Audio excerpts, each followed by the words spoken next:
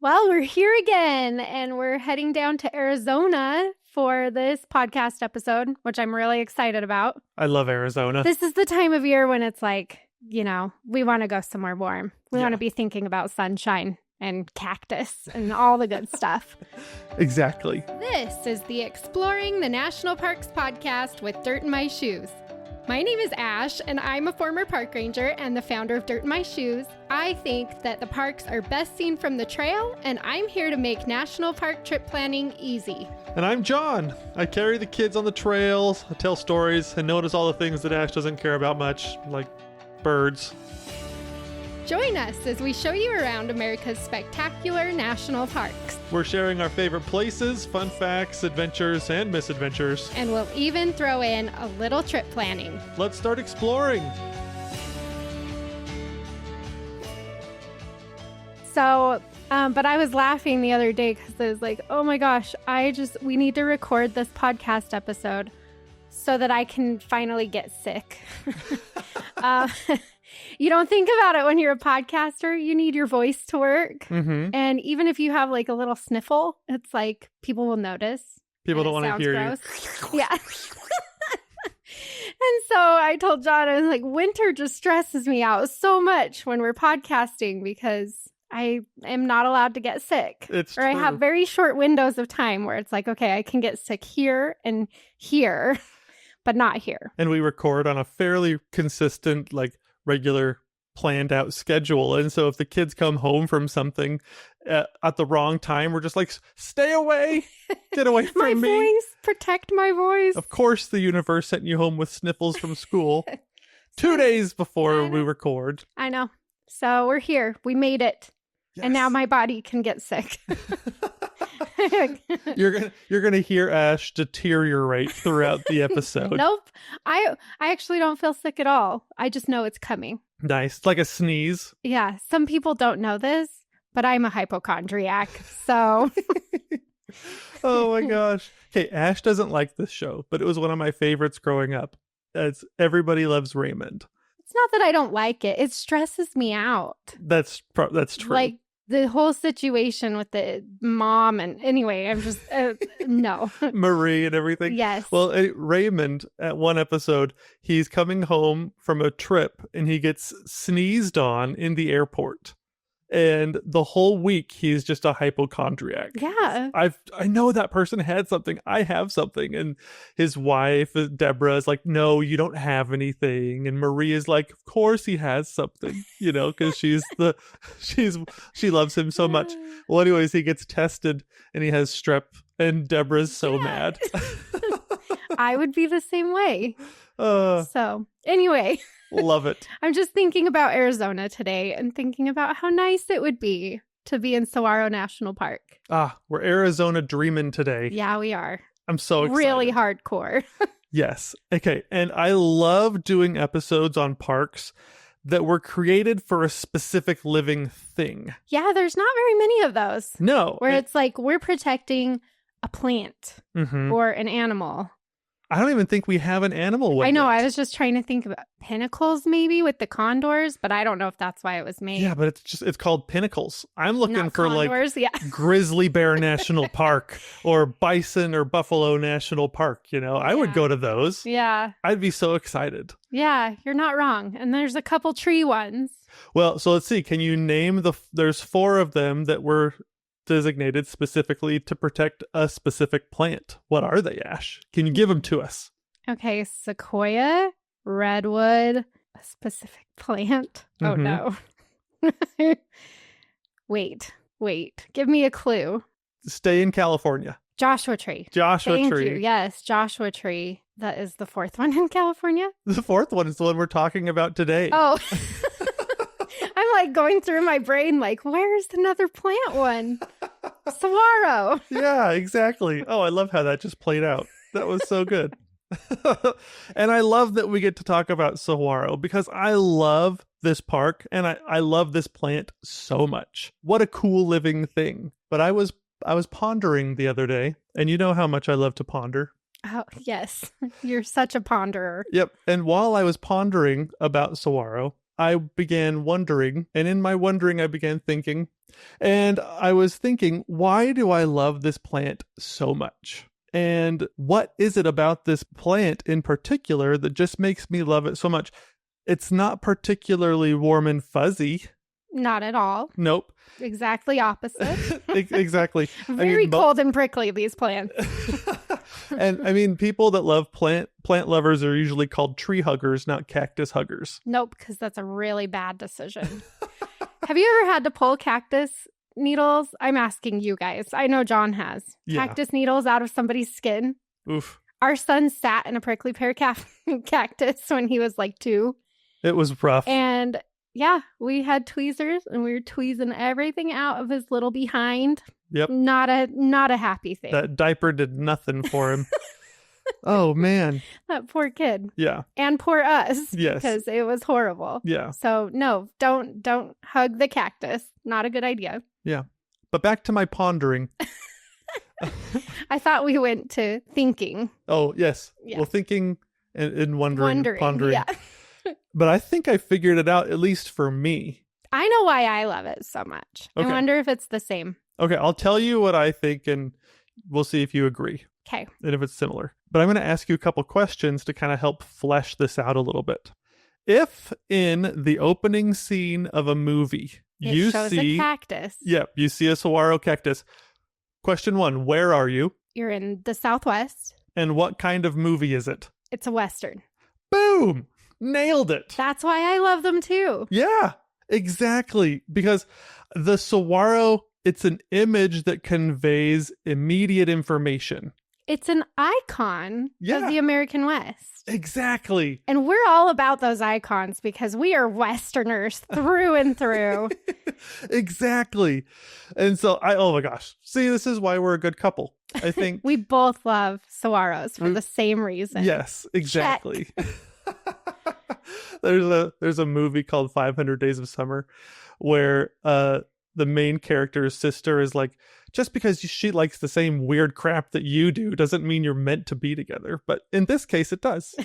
Yeah. So, okay, but back to the idea of it being an icon. Like an icon or a symbol is something that conveys information bigger than itself. Usually it kind of transcends itself. Like if you see the Millennium Falcon, you don't just think of the ship itself, you think of the Star Wars universe, right? Mm-hmm. All the characters that go along with it. Or same thing with Mickey Mouse. It represents all of Disney. And when you see the cross, you don't just see a couple pieces of wood, you think of Jesus. When our kids see my wedding ring, they think of Lord of the Rings. Yes, they do. Not because it's a replica or anything. I don't think I could get away with that. He tried. He got as close to that Lord of the Rings ring as he possibly could without tipping me off at how nerdy he was. Oh, man. So great. But the image of the saguaro has become a symbol of something I think is now an integral and celebrated part of the American psyche. Even if you've never stepped foot in the American Southwest, or ridden a horse through the desert, or had bandits rob your train, or had to outdraw a gunslinger at high noon, or had to drive your cattle through hell and high water or defend them from rustlers, as an American, all of that is part of your heritage. Even if you've never personally experienced one of those beloved Western movie situations. Thank goodness. Yes. I have not. Not sure. Yeah. Not sure if you have. I personally have experienced all of them. Yeah. In his dreams. Yes. And if you're thinking at home, oh, people don't watch Westerns anymore, or that people don't identify with Westerns anymore, well, then you have to explain to me why people love Han Solo so much. The original space cowboy. A gunslinging, devil-may-care, handsome scoundrel that saves the day in his trusty steed, the Millennium Falcon, right? Or why Commander Riker from Star Trek, this is something Ash's family will resonate with. Every time he sits down on a chair, it's like he's climbing into a saddle. He doesn't sit down like a regular person. He always climbs like seriously, look it up. Or why Buzz Lightyear is a space ranger and not a space policeman. It's because we want to see an intergalactic Texas Ranger, right? Yeah. Just like how Indiana Jones's hat is a cowboy hat. All of these things are just subtle cues built out of classic Westerns. And don't even get me started on The Mandalorian. He's Space Clint Eastwood, okay?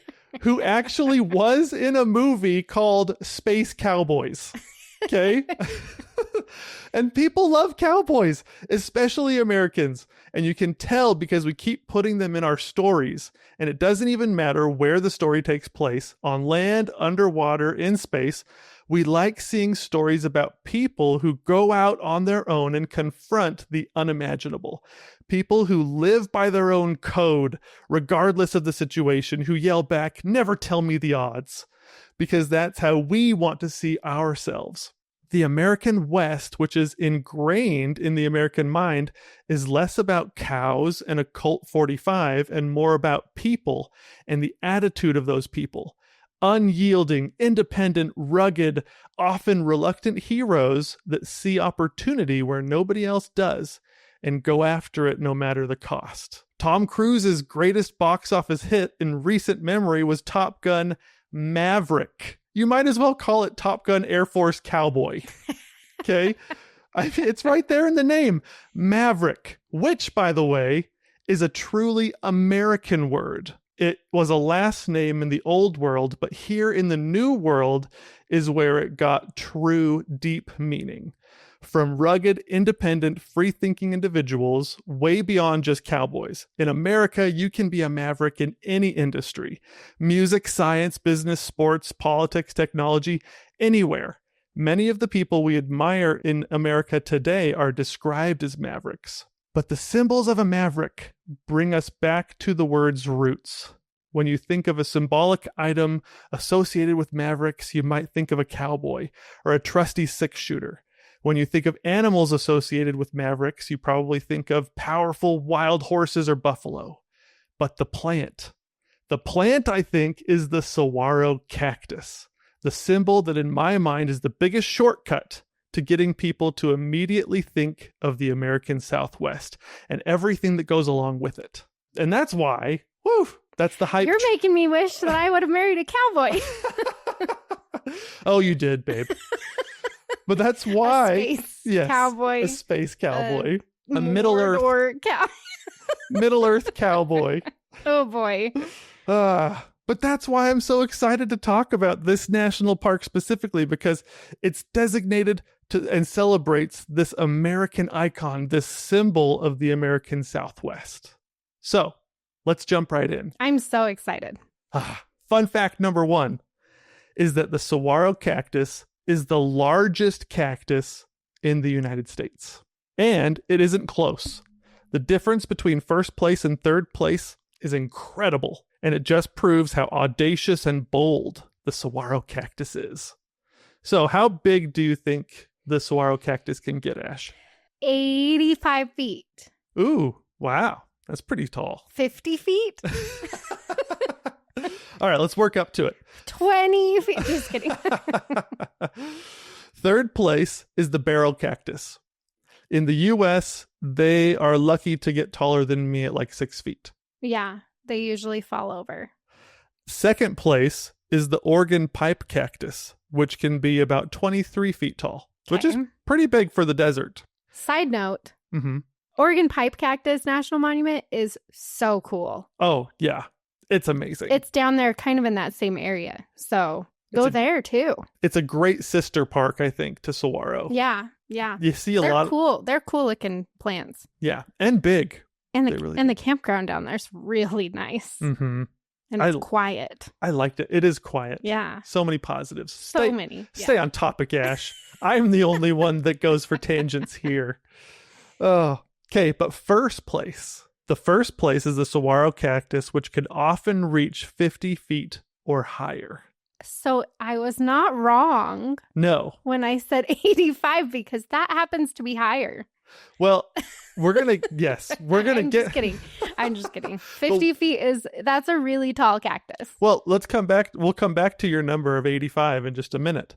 But in an environment that basically gives you nothing. Yeah. And tries to take everything from you. Like in an ecosystem full of plants that never grow taller than bushes or shrubs, because that's the conventional wisdom in the plant world, you know? Right. They're like, so there's no water here and it's 115 degrees outside. So exactly. What can we do with this? So it's safer just to put your roots out. Don't grow too far from the ground, you know, because then all your friends will say, ha, told you so, kind of a thing. That's the conventional plant wisdom in the Sonoran Desert. This is where the saguaro cactus becomes a maverick in my mind. And it reminds me of Spider-Man Across the Spider-Verse. Our youngest son will like this. I'll try not to spoil it for anybody, but there is this awesome scene where one of the other characters is like, you're just a kid who has no idea what he's doing. But Miles Morales claps back, yeah, well, I'm about to do this. Because everyone else in the Spider-Verse is following the plan. This is what happens, and then this is what happens, and then you do this. And Miles is like, everyone keeps telling me how my story is supposed to go. Nah, I'm gonna do my own thing. And then Miles, accepting the risks and costs, breaks with all norms and conventions. Nah, that's a Spider-Verse cowboy right there. If you ask me, that's the saguaro cactus. A giant among shrubs, breaking with all cactus and desert conventions and norms, a true disruptor, seeing the opportunity and going for it. And as a result, the saguaro, if you've been there, you notice the saguaro towers above the desert world around it. It's not even close. It's a true maverick in the American Southwest. It is funny because in the park, you have such a huge volume of these cactus all over. Yeah. And that truly is pretty much all you see is just a field of cacti. Remember last episode, I was like, I'm not going to call it cacti very often. I'm going to say cactus or cactuses. So just putting that disclaimer here as well. But it is. It's like when you look out into this park, you are seeing the saguaro. And you have to look a little more closely to see some of the other stuff because the saguaro does tower over almost everything. Yeah, it's incredible. Interesting thing, Ash, did you know that the cacti are native only to the Americas? Oh, really? Yeah, exactly. Cool. There is only one cactus that grows outside of the Americas. And it's really small and probably transported by birds somehow, kind of like the Monty Python coconuts. But every other cactus plant on the planet only grows in the Americas. And there are other succulent species that are similar that developed outside the Americas, but any authentic cactus family tree cactus lives only in the Western Hemisphere. Now, I'm not sure you knew this, but there is a pretty large elephant in the room regarding this discussion. Yeah. Yes, because we saw a bigger cactus. Yep. In Phoenix at the Desert Museum. Yes. But that's a Mexico cactus, right? Nailed so it's it. Not America. Correct. Not the United States, but it is bigger than the saguaro. Okay, so the elephant in the room is Mexico. Because like Texas, everything's bigger in Texas. Well, in the cactus world, Mexico is the Texas. Everything is bigger in Mexico. It's got more water. It's got fewer hard freezes than the USA. So a lot of cacti just get bigger there. And officially, the saguaro cactus is the second largest cactus in the world. Right. It's the largest in the USA, but the largest cactus in the world is officially the Mexican cardone, which is what you do see in Phoenix, which often looks pretty similar to the saguaro cactus. Officially, it gets taller and starts growing arms lower than the saguaro. So scientists say that on average it's taller and has more volume. But let me ask you, are we more impressed by a cactus that grew a bit larger in easier conditions? No. No. That's not a maverick.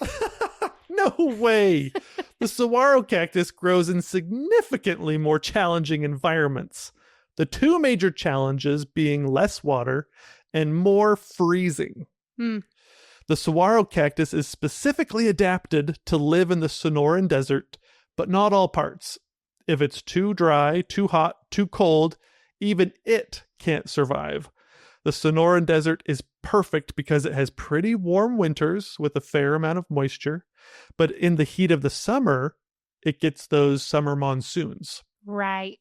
So while the saguaro can handle freezing temperatures for short periods of time, what we're really talking about is short bursts below 32 degrees, like overnight lows below freezing and not more than like 24 to 36 hours without warming up, which may not seem like much, but even this level of tolerance has allowed the saguaro to thrive hundreds of miles north of the US border, from sea level all the way up to like 5,000 feet of elevation. In little pockets of the American Southwest, wherever the conditions are just right, just the right amount of water, not too hot and dry in the summer, not too cold in the winter.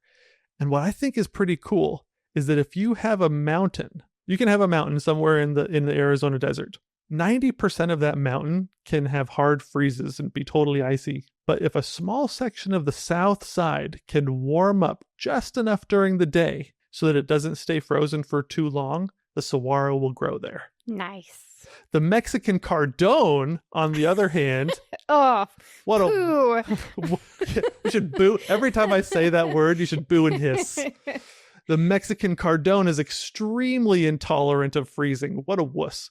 Which makes sense because cacti like the saguaro and the cardone can be composed of like 75 to 90% water. Yeah. Something like that. That's why the freezing matters so much. Exactly. There's so much water, in relation to fibers and stuff like that in these cactus. Exactly. It doesn't have a vascular system like us that can warm you up, when things get cold. But the cardone can't handle the cold at all, and therefore doesn't even enter the United States. Meanwhile, the saguaro, on the other hand, pushes as far north as the Hualapai Mountains in northern Arizona, which is as far north as Flagstaff. Which does get cold. And has a ski resort. Yeah. So, holy cow. My final point as to why the saguaro cactus is cooler than the Mexican cardone, boo hiss. Oh, boo hiss. Not only is the species tougher, but the tallest cactus ever recorded was not a Mexican cardone. It was a saguaro. Nice. And probably a Star Wars fan. Of course. Who isn't? Exactly. The saguaro was 78 feet tall. Nice. So really close. I was really close. Yeah, really close to your 85. No cardone. Boo. No cardone has ever come close. And the reason I say it was a Star Wars fan is because it never grew any arms. And so, then, in my opinion, that makes it the largest green lightsaber. Yeah, I was going to say it's just a torpedo going straight up the... Yeah, it's the 7-story lightsaber, basically. That's hilarious. That's incredible. It was like, who needs arms? We're going for the tallest. No energy is coming outside of this one stalk. Seriously. That's a landmark that should be like part of a Southwest road trip. Yeah. But a real one. That's crazy. Yeah. Oh, so cool. That's a desert landmark that I would just love to drive to. Well, so then on average, 50 feet for a saguaro is pretty tall, but on average, where do they kind of lay versus the cardone? So I think they say that usually a fully mature saguaro will be probably somewhere between 40 and like 55 feet. Yeah. And a cardone, add like 10 feet onto that. Okay. So it'd be like 45 to 65. So generally they get a little bit taller. Yeah. They're really cool. I feel bad boo and hissing because we did see one in Phoenix at the museum and it was really cool. Mm-hmm. They're huge. Yeah. So they're cool. But I agree with you that the harsher conditions and being able to grow that tall is mighty impressive. Oh, absolutely. It's so cool. The cardones usually grow arms like lower on their bodies, which adds to the volume sooner. But yeah, they're very pretty cacti. But I just think that the harsher conditions make it so much cooler. On the topic of Star Wars, though, we're going to talk about geology for just a second, because Saguaro National Park has a really cool geology feature that has to do with all of this. Now, on Tatooine, which is where Luke and Anakin are from, one of the most iconic landscapes in the story is the Dune Sea. It's not an actual sea because there's no actual water involved. It's just this vast landscape that's as far as the eye can see of just sand and dunes. And so they call it the Dune Sea probably to just illustrate how vast and inhospitable this desert is.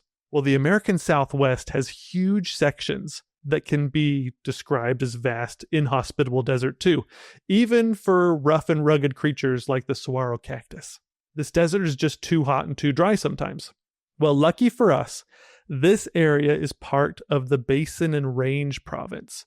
And if you want a full explanation of what that is, go and listen to the Fun Facts episode we did for Great Basin National Park and Death Valley, where we talk about geology for a few minutes. But in a nutshell, millions of years ago, the Earth's crust here stretched, which caused massive faults and cracks in the landscape. Well, as the Earth shifted and moved along these faults, what you end up with is massive hot valleys that were dropped low, separated by mountains that were raised high, all as a result of this stretching and shifting motion of the Earth's crust.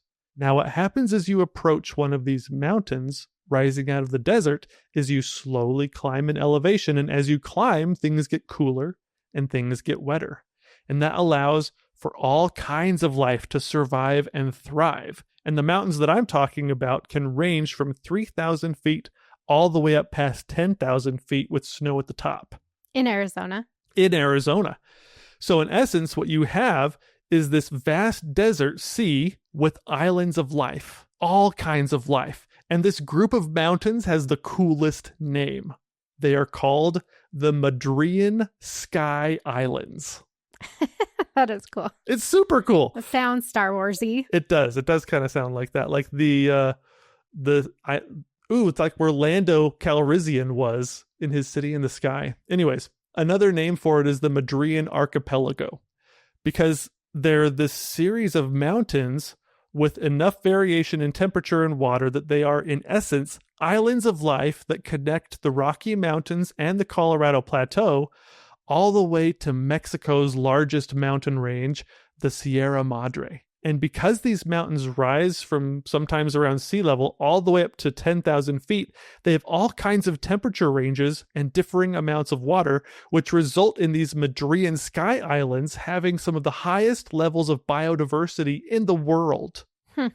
And fun fact number 2 is that Saguaro National Park is part of this Madrean archipelago, where more than 7,000 species of plants and animals, including over half the birds in North America, can be found.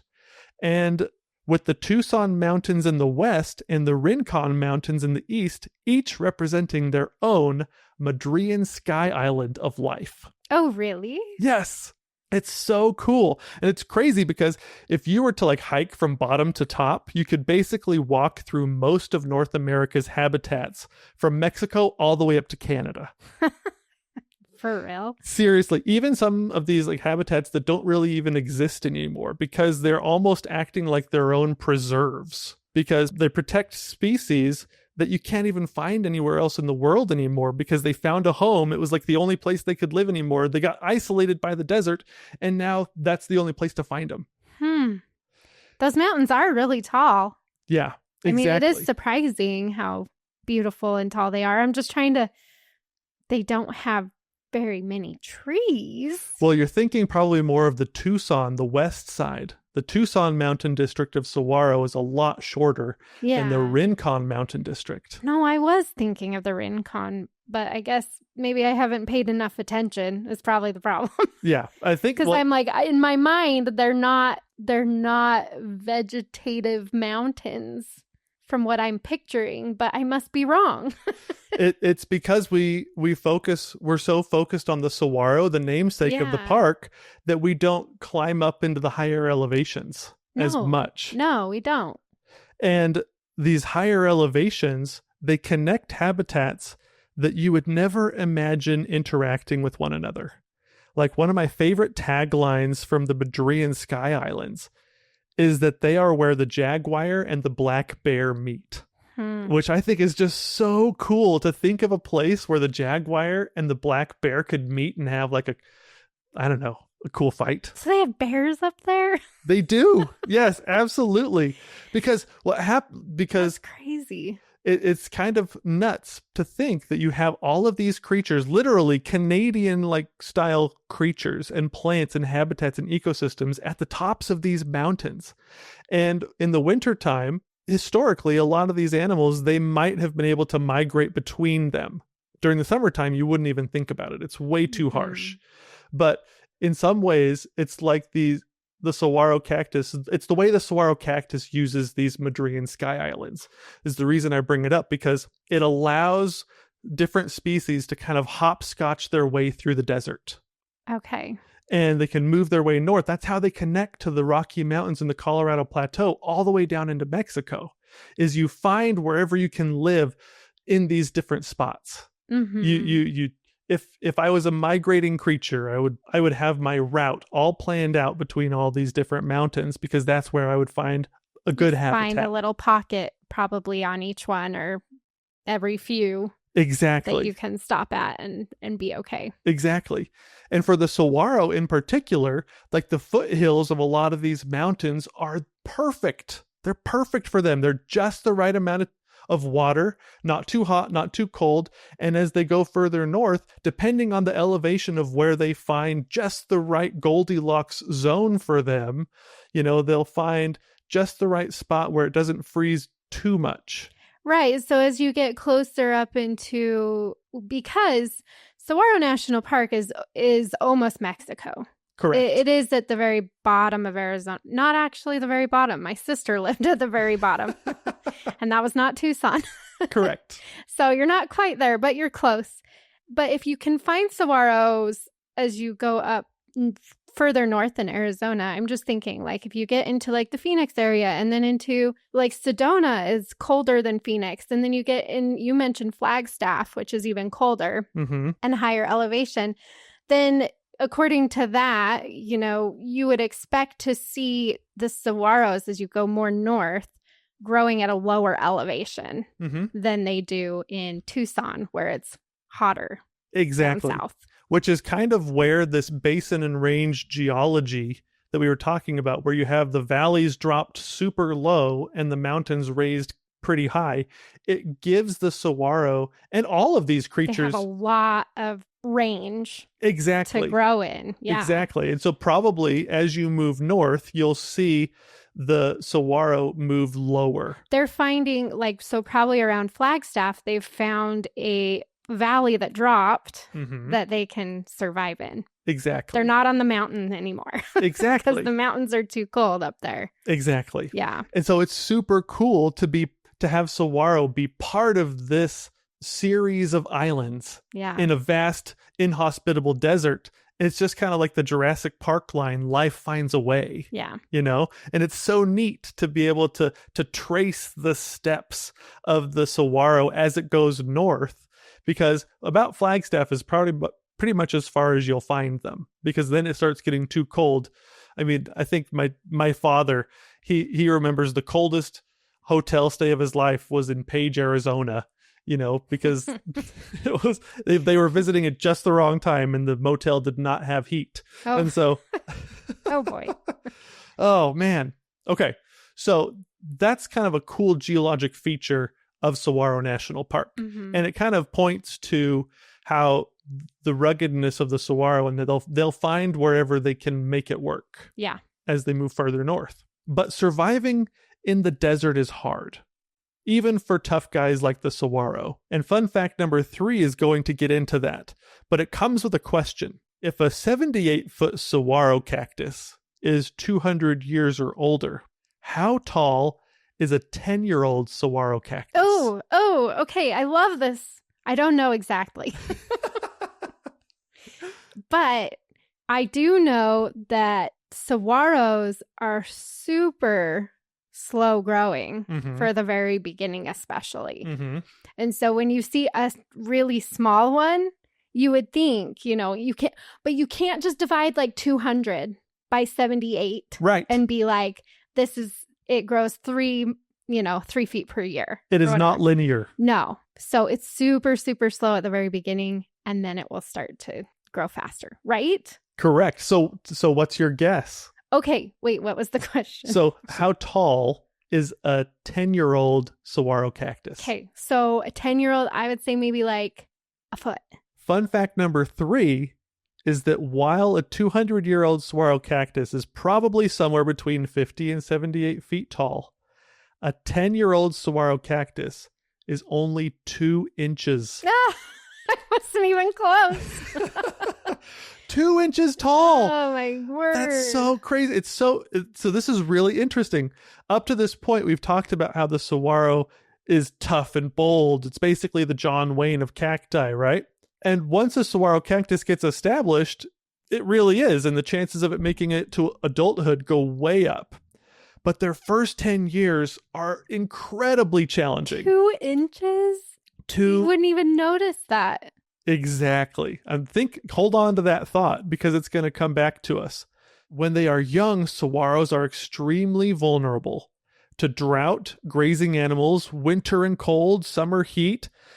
Another reason to stay on the trail. I was going to say, you would just step on it without even noticing. Exactly. That's 10 years of growth, man. I know. It's nuts. Stay on the trail, dang it. Oh, man. Oh, gosh. You seriously, 2 inches. It's smaller than like a bouncy ball. Okay. But if it doesn't make it through these first 10 years, it can never jump to 2 feet tall when it's between the ages of 20 and 40. Or if it doesn't make it through the first 10 years, then it will never start to flower between the ages of 35 and 65. Yeah. When it's 6 to 8 feet tall, which is crazy. And you see those 6 to 8 feet tall and you're like, oh, good job, little buddy, but like you would never imagine that they're as old as they are. Mm-hmm.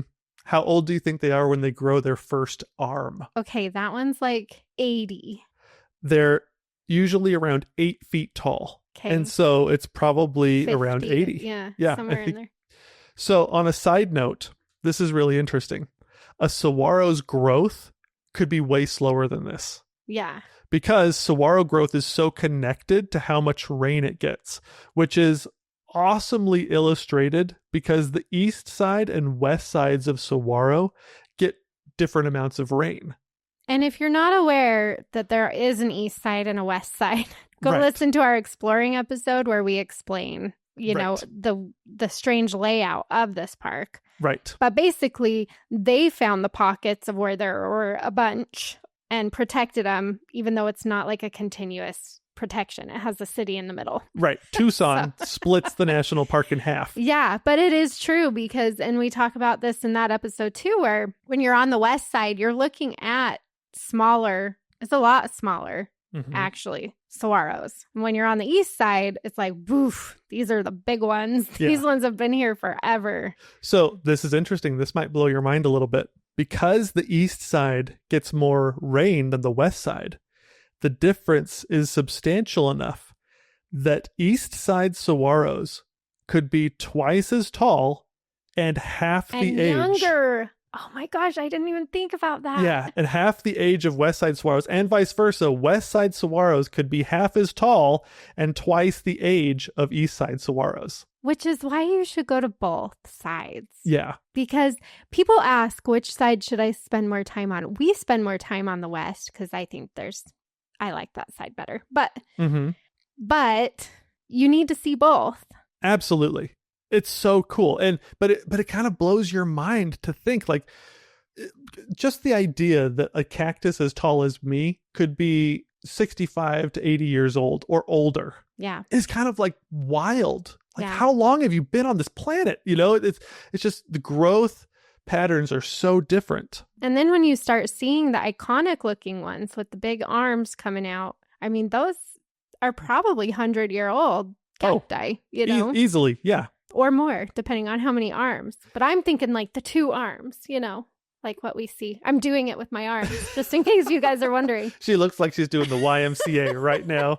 Oh my gosh. 2 arms. But I mean, that's a 100-year-old cactus. Yeah. Easily, like you said. And once they get established, I mean, they can grow 200 plus years. Yeah.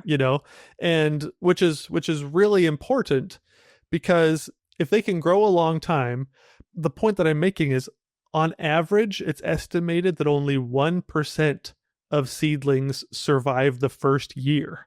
Mm-hmm. And so we're talking about big 100-year-old, 200-year-old cacti, 40 feet tall, multiple arms, looking really cool.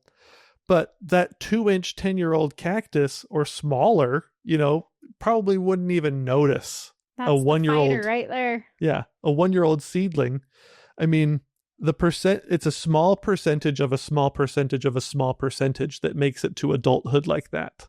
Then, oh my gosh, aren't we so glad that somebody decided to fight for those protections? I'm just so glad. I am too. Especially because if they are so slow growing and stuff, it's like they probably protected a lot more saguaros than they thought they did. Mm-hmm. Oh, absolutely. I think so too. Especially because the way that a lot of the saguaros basically propagate or that they're pollinated is by migrating bats and birds and things. Mm-hmm. And so if one population can stay protected and strong, then those seeds can get moving all around the Madrean Sky Islands. Yeah. Exactly. Nice. I mean, so we're recognizing right now how each saguaro cactus is kind of a miracle in a lot of ways. These big, tall saguaro cacti, each one is a miracle. And how we're so grateful that people had the forward thinking to try to protect these. But there was actually a major crisis in regards to the saguaro cactus population in the mid-20th century. Mm-hmm. And people even thought that there was some type of blight or contagious disease going through the park and the Southwest in a lot of ways. If you go on the Saguaro National Park website, they have a few pages dedicated to just the saguaro cactus and all the details about their life cycle and biology, etc. Well, they have pictures from 1935 through 2010, all taken from the same spot.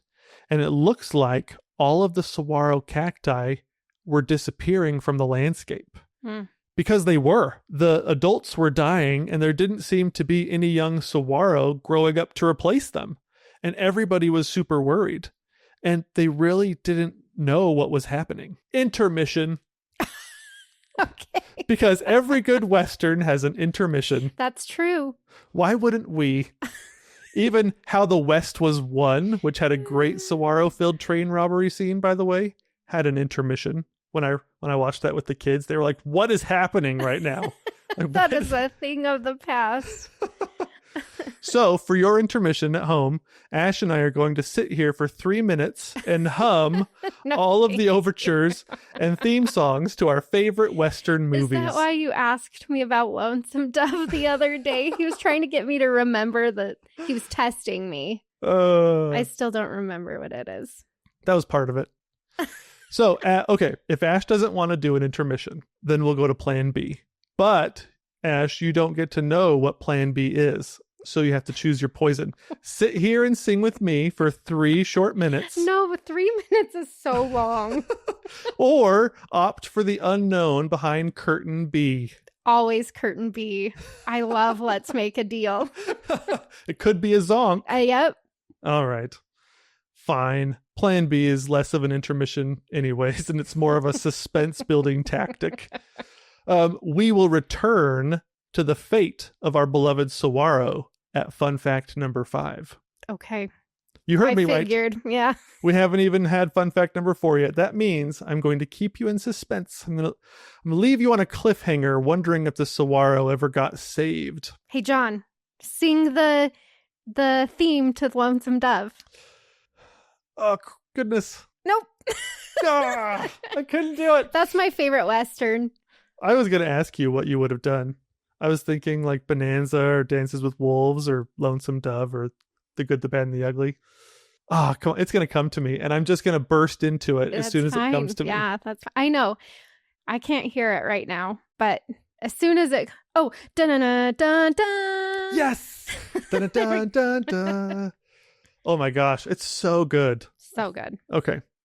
All right. We'll find out later when we get to fun fact number 5 if the saguaro cactus gets pulled off the train tracks as the engine approaches. Okay. But while we're on this great cliffhanger, wondering about the fate of the saguaros and wondering whether or not they'll get saved, It's worth noting that a lot of people over a long period of time have been worried about the fate of the saguaro cactus and have been wanting to protect them. Interesting fact. Not a fun fact, but an interesting fact. Okay. Did you know that Saguaro National Park is actually conservationists' second attempt to create a place that specifically protects saguaro cacti? I did not. And in fact, I would like to know more. I don't know if you know this off the top of your head, but I would like to know more about how it became a national park. Okay. Well, we'll see if we get there. I will tell you a little bit more because that's part of the plan anyways. Okay. Good. So thank you. Because I am interested to know. Okay. So we'll start with the first one because I think that will tell the story and answer some of the questions you're hoping to figure out. Okay. The first one failed, and it failed in spectacular fashion and in a way that nobody even thought was possible. And you have actually been there. I've actually been there. You just probably didn't realize it. Their first attempt to create a national park. Yeah, we've been to the saguaro. We've been to the place where it was. Okay. If you've ever been to Phoenix and not just the airport like Walter Mitty, chances are you may have visited the Desert Botanical Garden. Okay. This is what you were talking about. That's what I was talking about, where you can see the cardone. Uh-huh. Well, the Desert Botanical Garden and the Phoenix Zoo and Papago Preserve Park, and I think even the golf course right there, they all sit on what used to be Papago Saguaro National Monument. For real? Uh-huh. Wow. Yeah. Designated a national monument in 1914. It was a national monument, and now it's just a big complex. I don't know how I feel about that. I know. Okay, so here's the story. In 1914, Woodrow Wilson made it a national monument. And a lot of conservationists, they, especially since I think Teddy Roosevelt, a major conservationist, he set up national forests and he started the Antiquities Act, kind of like using it to make national monuments. Like there was a conservation movement going through the United States. And people were like looking at landscapes, looking at different things, trying to protect them. Well, the idea of protecting the saguaro cactus is not new. It's pretty old. People wanted to have something. And the people in Arizona, there were some conservationists that specifically, they were like, okay, let's find a good spot. Well, they found a good spot. It was Phoenix at that time was way smaller than it is now. Mm-hmm. And so they found there was this, well, right there, it's Papago Preserve and the botanical gardens. They made that area the national monument. That was their plan A. And it was beautiful. But the problem was that the whole movement of national parks and everything was still so new. And Phoenix was growing. It was growing so fast. And people from the east were moving to the desert, but they didn't think the desert was pretty. Mm-hmm. They thought there was kind of a do away with the desert mindset. Okay. That a lot of people had. They wanted to make the desert green, bloom. make the desert green again. Yeah, exactly. And so that's that idea specifically. Yeah. They wanted the plants that grew easily back home in the east. They wanted their green, lush lawns. They wanted the trees that grew back in the east. Mm-hmm. They wanted everything to look like that here in the desert in Phoenix. Which is an impossible task, by the way. Very, very difficult, nigh impossible. And so the conservationists were preaching like the anti-message of that, which was, no, save the desert. Let's save the desert. And they were trying to get people to appreciate the beauty that was inherent in desert ecosystems. Well, the conservationists succeeded and they got their national monument and they celebrated their victory. They were so excited, but it didn't last long because there was too much interest in developing the land. Phoenix was growing too fast. And there wasn't enough funding in the national park system, everything was so new. And so there wasn't the infrastructure in place to like, okay, we got this area, boom, national parks like we have them today. Right. And so at the cattle were still grazing in Papago Saguaro National Monument. Vandalism was rampant. Urban development was encroaching closer and closer, and pretty soon the beautiful saguaro cacti that were the namesake for the national monument in the first place started disappearing from the landscape. Hmm. And there weren't any young saguaro growing up to replace the old ones, almost as if history repeats itself. Mm-hmm. It's almost like we've heard this story before, right? Yeah, sounding familiar. Well, with a lot of the saguaro gone and a lot of the natural scenic beauty either destroyed, vandalized, or dead, in the minds of many of the locals, the national monument became more of an eyesore and kind of a public nuisance. And people wanted to do other things with the land. So something happened that I didn't even know was an option. With enough public pressure, Papago Saguaro National Monument became the first decommissioned national monument. And the land, boo hiss, Boo right? hiss. And the land was given back to the state of Arizona. Interesting. And that's why and all the stuff that you see there today is as a result. It's actually really pretty in there. It is They really did a pretty. good job. They did. But kind of back to our story about regular Saguaro National Park as we know it today, you can imagine the deep concern that a lot of people were probably feeling when similar things started happening again, but years later, right? Yeah. After they were given a second chance too. Kind of 2 second chances really, because the east side, the Rincon Mountain District, was made Saguaro National Monument in 1933 by President Hoover. But the west side, the Tucson Mountain District, was added to it by JFK in 1961. So conservationists, the movement was gifted 2 huge tracts of land. That had lots of saguaros on it. That's a Monty Python joke, by the way. I don't like Monty Python. Oh, man. Somebody else got it. Someone else out there got it. So, but these 2 second chances to make it work, people really had a lot riding on this. Yeah. And I can imagine just how devastating it would be to see what you worked so hard to protect start dying. And going down the same road as the first one. The adults are dying off and disappearing from the landscape. The young are not growing up. And it's like, and then everything gets returned back to the state. And it's like, well, it was a cool idea for a while. Nice try, guys.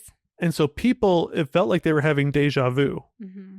And they were seeing it all happen over again. Almost like it felt like the whole enterprise of protecting the saguaro cactus was just doomed to fail. And maybe the saguaro was a dying breed.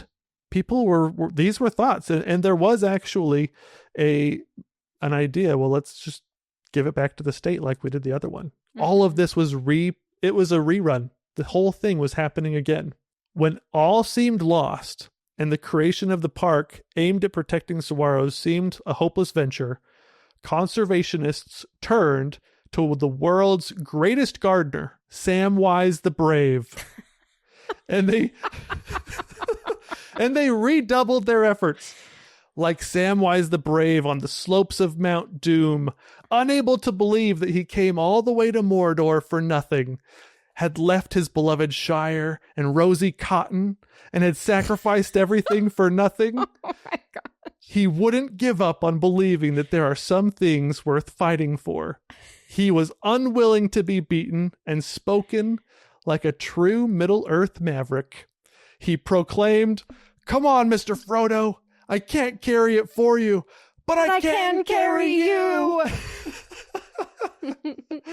And despite their dire situation, and with the entire operation of saving the saguaro on their shoulders, conservationists and park rangers pushed forward.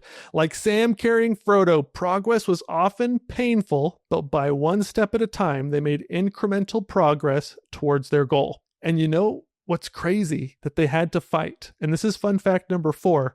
The answer is not Gollum. Fun fact number 4 is that one of the main challenges they faced that they had to stop was people stealing the saguaro cacti from the park, called cactus rustling. No. People would go into the park and dig up the plants, steal them, and either sell them or plant them in their yards. No. Yes. Oh, Ugh. man. And that was something that they discovered was happening in Phoenix too, up in Papago Saguaro. Interesting. It happened in both places, and without proper funding and enforcement mechanisms, they couldn't stop it. It was the Wild West. Exactly. It was the Wild West.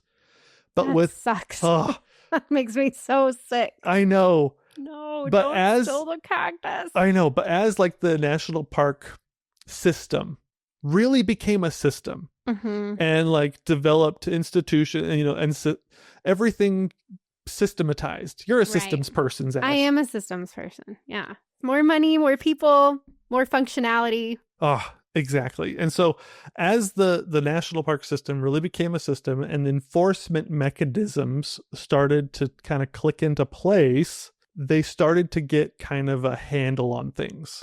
So is that why like the older ones were dying and the younger ones weren't replacing because the younger ones were being stolen?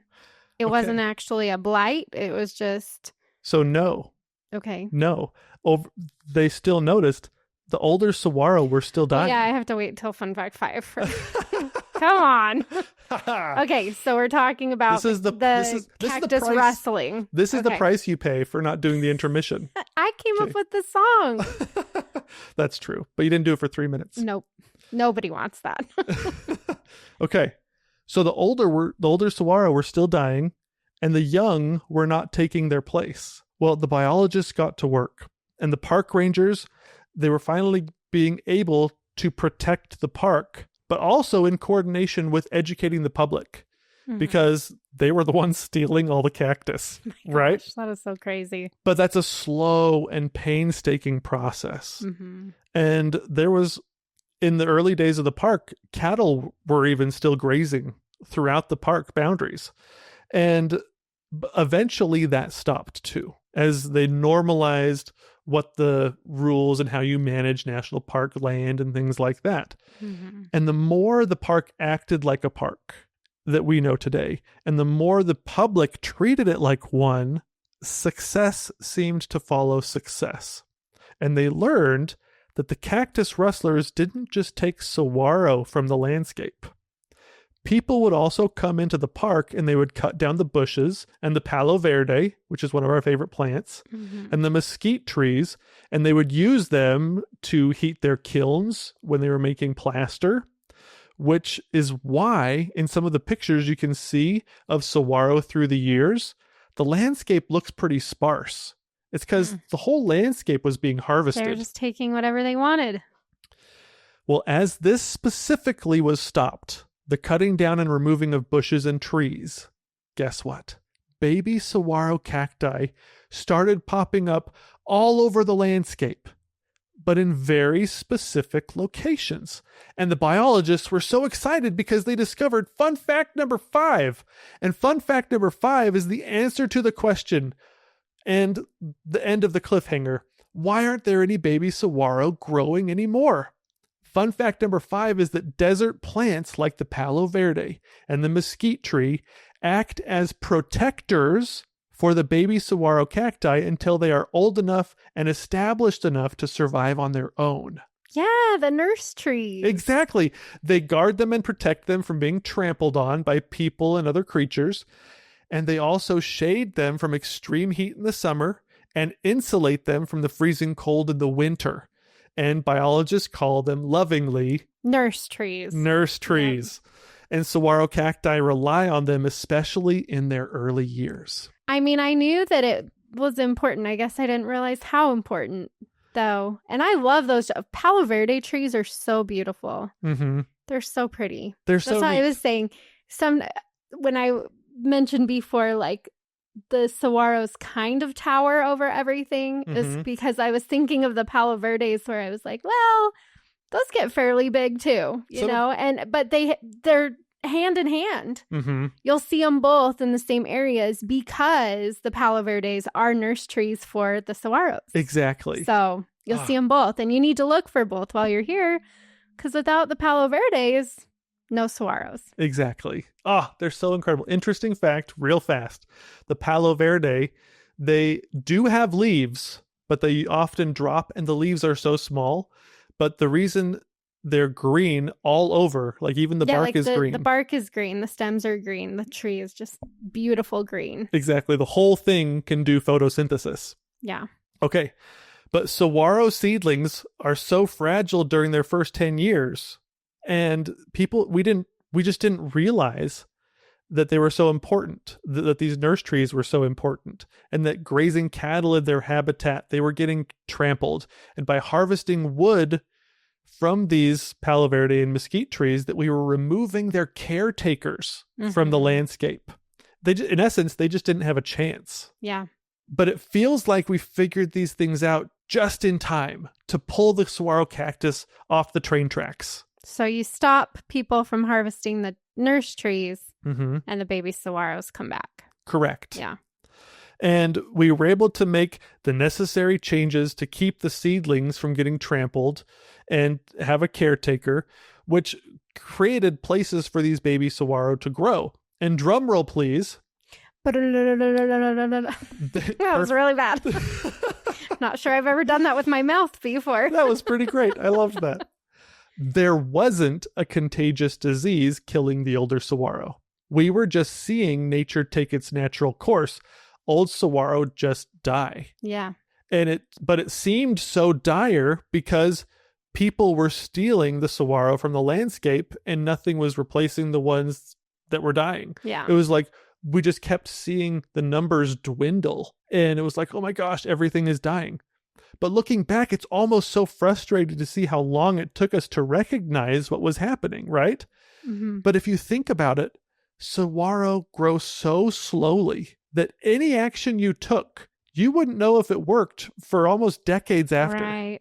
Yeah. Like if you think of a regular NPS employee, like if you work for the NPS for 20 years and then retire, right? If on day one, you did exactly what was needed, at halfway through your career, you would only see a 2-inch cactus. Right.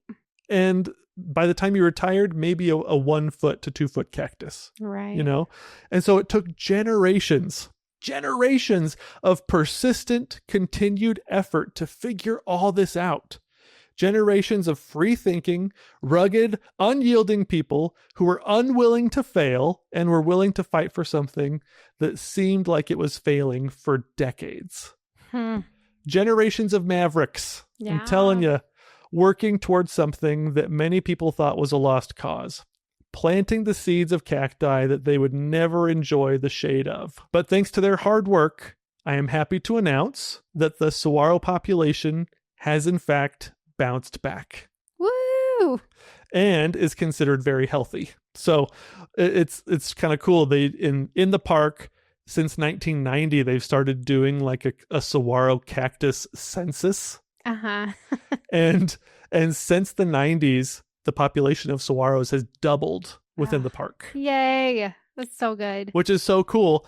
But that means that like our lifetime, and whoever's listening to this, in all of our lifetime right now, I think we're going to see a major change in the Saguaro National Park landscape, because we will be able to enjoy the benefits of work done in the park 75 years ago. Right. You know, because the 75-year-old cactus is my height. Right. And a lot of these cactuses, or the cacti, they're going to start getting their first arms. Yeah. And getting taller and bigger. And so we're going to see a major, like, Garden of Eden in Saguaro National Park over the next several decades. So this is your sign to go now and take pictures and then go in, let's see, how old are we? Ooh, are you willing to admit this? 30 years. We'll go back in 30 years and take similar pictures and see the change. Yeah. That's pretty cool. It's going to be really cool. Oh my gosh. Oh, I'm just so glad they figured it out. How sad would it be to not have saguaros? Seriously. But it's just such a slow scientific process when you're working with plants like this. Aren't those the coolest plants? They're so cool. They're the coolest. And how neat that we have a whole national park devoted to protecting these. And all those mavericks. We should call rangers, rangers. Yeah, exactly. That's a cowboy reference right there. Exactly. Oh, I love it. This has been fun.